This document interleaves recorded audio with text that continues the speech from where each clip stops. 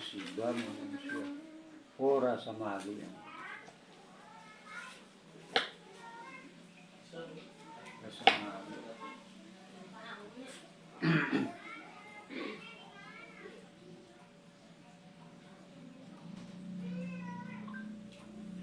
Semak. Ya. Silakan, Mak.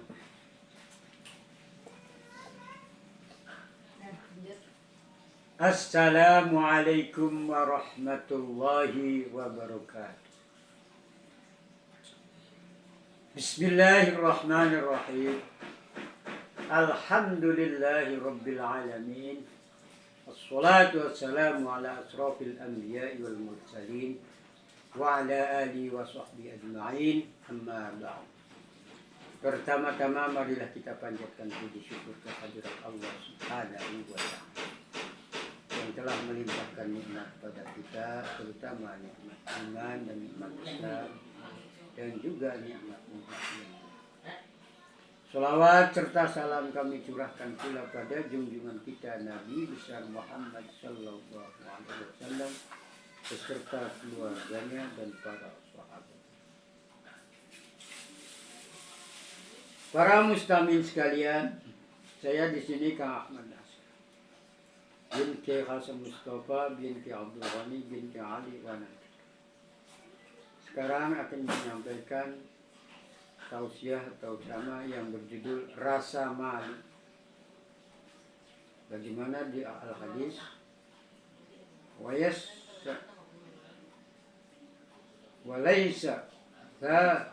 walaysa dzaka walakinnal istihya'i minallahi haqqul haya'i an tahfadhu ar-ra'sa wa ma wa'a wal batni wa ma wa walitadhkurul mauta wa man arada al-akhirah wa man arada al-akhirah taraka zinatud dunya wa man fa'al dzalika istahya minallahi haqqul haya'i, yang artinya sesungguhnya malu kepada Allah adalah menjaga akal dan takaran memelihara perut, mengurangi perut, mengingat kematian. Orang yang berharap akhirat akan menenangkan kegemerlapan dunia. Barang siapa yang mampu, maka orang itu malu kepada Allah.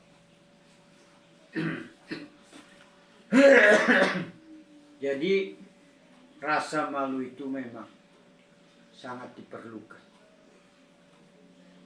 Jadi ibarat orang itu pakaian, orang itu harus berpakaian. Nah, rasa malu itu bagian daripada kayak ibarat pakaian. Jadi perlu adanya rasa malu itu bagian daripada iman, dan terutama rasa malu kepada Allah dan rasa malu pada dirinya sendiri, rasa malu pada orang tua, rasa malu pada orang. Artinya rasa malu itu kalau kita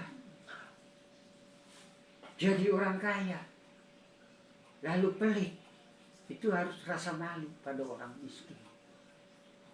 Ada orang yang sebawanya saya itu kekayaannya tapi dia berani mengeluarkan sedekah banyak, itu harus ada rasa malu. Sebenarnya ada rasa malu. Nah, kalau ada yang rasa malu lalu dibuktikan meniru dia saja yang kekayaannya di bawah saya itu, dia mau beramal, dia mau bersedekah banyak, nah, kita pun mampu. Nah, itu berarti membuktikan rasa malu. Jadi rasa malu itu bukan sekedar berpakaian saja. Ya berpakaian ya iya. Nah, itu rasa malu. Nah, rasa malu pada Allah. Kita diciptakan oleh Allah dengan demikian rupa, dengan jasad yang sempurna. Lalu malas beribadah. Ya itu harus rasa malu. Malu. Kita diberi kesehatan. Lalu malas ibadah. Harus rasa malu. Jadi kalau rasa malu, tambah giatlah ibadahnya. Karena saya diberi kesehatan oleh Allah, diberi kesehatan jasmani rohaninya. Jadi kalau malas-malas ibadah, rasa malu. Jadi rasa malu itu uraiannya sebenarnya ya sangat luas. Terus rasa malu pada dirinya sendiri. Rasa malu, saya ini anaknya siapa? Contohnya umpamanya anaknya kiai, turunan kiai, lalu berbuat yang tidak yang tidak baik itu, ya ada rasa malu. Jadi orang bernasab anaknya kiai itu jangan untuk kebanggaan, tapi untuk rasa malu kalau kita mau berbuat yang tidak baik. Itu sepantasnya itu ya harus ada rasa malu. Jadi rasa malu itu ya sangat banyak. Harus ada rasa malu itu harus. Kalau orang yang tidak punya rasa malu ya orang bablas, tidak ada imannya. Karena rasa malu itu ya bagian daripada iman. Al-haya'u minal iman. Rasa malu itu ya dari iman. Jadi rasa malu itu perlu sekali. Contoh kecil saja. Siti Zulekha mau mengajak buat Nabi Yusuf, itu di kamarnya ada patung kecil. Karena waktu itu masih belum Islam. Itu patung ditutupin selampe dulu. Nah itulah rasa malu. Karena punya rasa malu akhirnya tidak sampai terjadi. Karena dirinya punya rasa malu akan berbuat yang begituan tuh. Jadi punya patung ditutupin dengan selampe. Karena nanti kalau saya terjadi beginian malu pada patung. Itu yang belum Islam saja punya rasa malu, dibuktikan tuh. Akhirnya ternyata tidak terbukti perbuatan yang jeleknya. Gagal. Karena dari sebab rasa malu itulah sampai bisa gagal. Nah itu rasa malu. Jadi makanya sangatlah penting. Sangat penting sekali rasa malu itu. Itu dicontohkan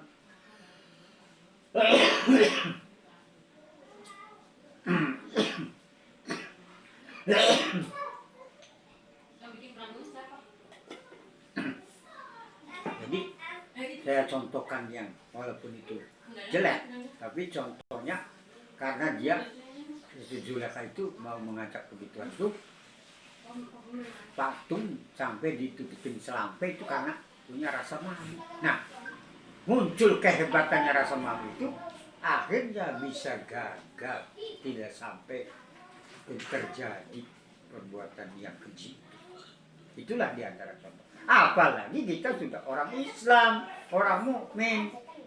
Kalau rasa malu selalu dipakai, selalu dipraktekkan rasa malu, ya akan muncul kehebatan-kehebatan yang lain-lainnya. Jadi makanya sekali lagi saya ucapkan, saya sampaikan, orang Islam itu sangat perlu punya rasa malu. Malu punya saya sebab itu.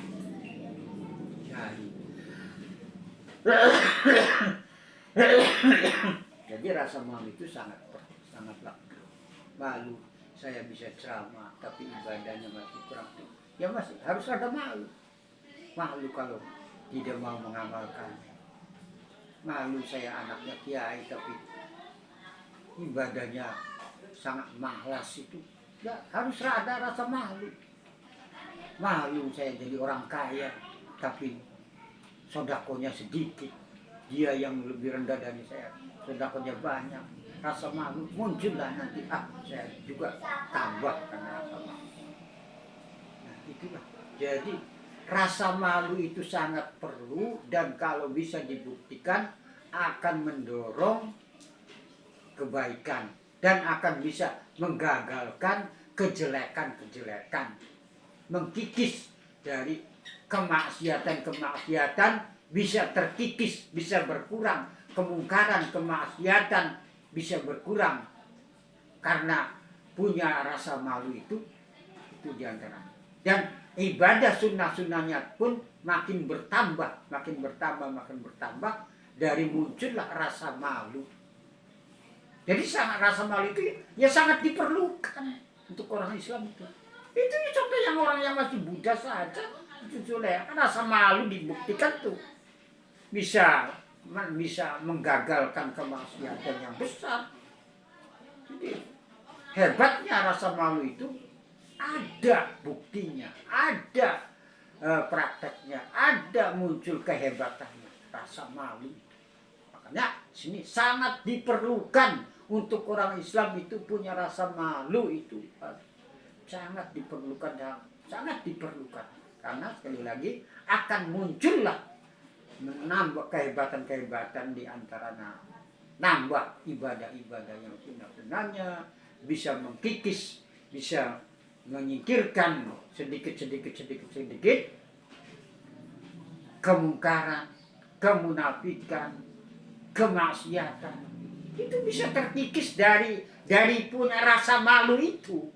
Al-haya'u minal iman. Al-haya'u minal iman. Al-haya'u minal iman. Wal'afu minkum. Wassalamu alaikum warahmatullahi wabarakatuh.